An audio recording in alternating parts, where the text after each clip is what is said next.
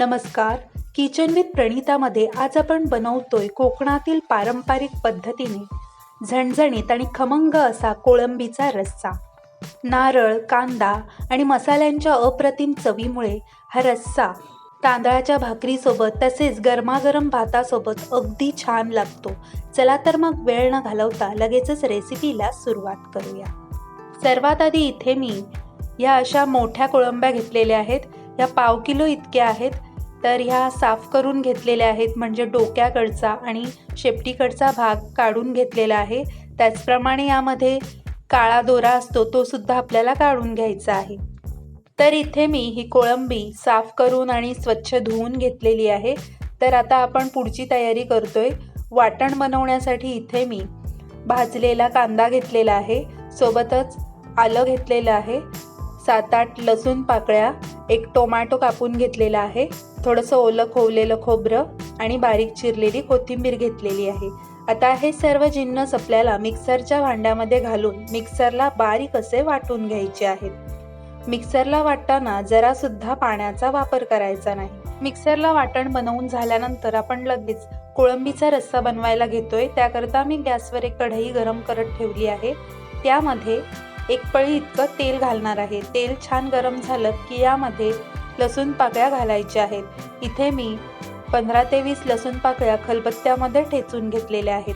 अशा लसूण पाकळ्या खलबत्त्यामध्ये ठेचून घेतल्यामुळे कोणत्याही फिशचा उग्रपणा हा कमी होतो आणि फिश रेसिपी बनवताना लसणाचा वापर हा जास्त करायचा आहे. लसूण पाकळ्या सोनेरीचा रंग येईपर्यंत फुलू द्यायचे आहेत. त्यानंतर यामध्ये मसाले घालायचे आहेत. इथे मी अर्धा चमचा हळद, 1 चमचा घरगुती लाल तिखट, पाव चमचा गरम मसाला घातलेला आहे. सोबतच आपण मिक्सरला वाटून घेतलेलं वाटण सुद्धा यामध्ये घालणार आहोत. आता हे सर्व छान असं परतून घ्यायचं आहे. असे मसाले फोडणीमध्ये घातल्यामुळे रश्श्याला रंग सुद्धा सुरेख येतो. गॅसची आच मध्यम ते मोठी ठेवून 3 ते 4 मिनिटं चांगलं असं परतून घेतलं. आता यामध्ये आपल्याला कोळंबी घालायची आहे. तसेच इथे मी एक बटाटा सुद्धा कापून घेतलेला आहे. तर तुम्हाला इथे वांग किंवा शेवग्याची शेंग घालायची असेल तर ती देखील तुम्ही यामध्ये घालू शकता. आता हे सर्व आपल्याला पुन्हा एकदा छान असं परतून घ्यायचं आहे आणि आज आपण कोळंबीचा रस्सा वाफेवर शिजवून घेणार आहोत. त्याकरता कढईवर झाकण ठेवायचं आहे आणि झाकणामध्ये पाणी ओतून एक वाफ काढून घेणार आहोत. गॅसची आच मध्यम ठेवलेली आहे आणि साधारण 5 मिनिटानंतर आपण कढईवरचं झाकण काढतोय. तर झाकणातील जे वाफेवरचं गरम पाणी आहे ते आपल्याला पुन्हा कढईमध्ये ओतायचं आहे आणि पुन्हा एकदा हे हलवून घ्यायचं आहे. अशी कोळंबी वाफेवर शिजवल्यामुळे ती अधिकच चवीला छान लागते. आता पुन्हा कढईवर आपल्याला झाकण ठेवायचं आहे आणि झाकणामध्ये पाणी ओतायचं आहे.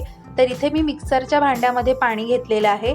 तर वाटणाचं पाणी मी झाकणावर ठेवलेलं आहे आणि कोळंबी आणि बटाटा आपल्याला शिजवून घ्यायचा आहे.